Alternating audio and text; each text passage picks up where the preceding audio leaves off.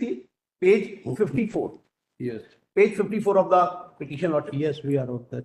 Lordship, may just will get a clear idea, Lordship. This is an order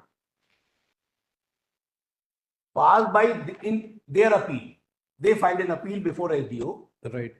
What happened? There was a demarcation made by my predecessor, Lordship.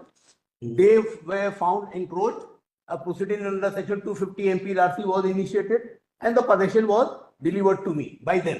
Right. They filed an appeal against that order, Lordship. This is order. That is Annexure P 10, page 54. Oh.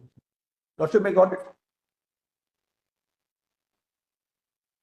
54, yes. Now, kindly come to my lord, page 56, the June, operating part. 2nd June 2009. Lordship. Order 2nd June 2009 you are talking. Lordship, Lordship. Yes. Now, page 56, Lordship, of the petition. Yes. Para 8, internal page para 8, यह कि उभय पक्ष के तर्कों देवर अभिलान lot उभय पक्षों के तर्क के सुने गए तथा अधीनस्थ न्यायालय के द्वारा पारित आदेश के मूल रिकॉर्ड तलब किया, अवलोकन किया गया।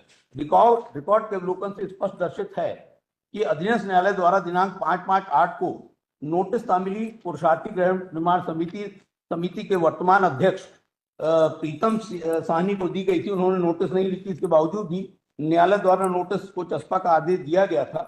इसके बाद चस्पा कार्रवाई के बाद एक पक्षी कार्रवाई की गई। इस तरह से अपीलार्थी का उपरोक्त आधार औचित्यहीन तथा स्वीकार किए जाने योग्य नहीं, क्योंकि पुरुषार्थी निर्माण गैरकारी समिति आदर्श नगर अर्धक रोड के अध्यक्ष प्रीतम सिंह है। जिस तरह समय प्रकरण अधीनस्थ न्यायालय के समक्ष प्रस्तुत किया था, उस समय भी अध्यक्ष प्रीतम सिंह साहनी थे तथा वर्तमान में भी अध्यक्ष के रूप में प्रीतम सिंह साहनी पदस्थ हैं।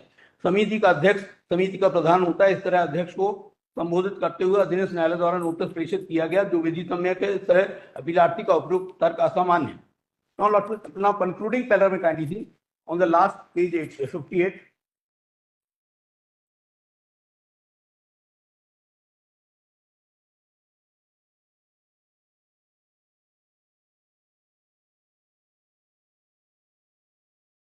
अपीलार्थी के अधिवक्ता की ओर से आवेदन पत्र के साथ पुरुषार्थी गृह निर्माण समिति के प्रकरण माननीय न्यायालय दुर्वे स्वयं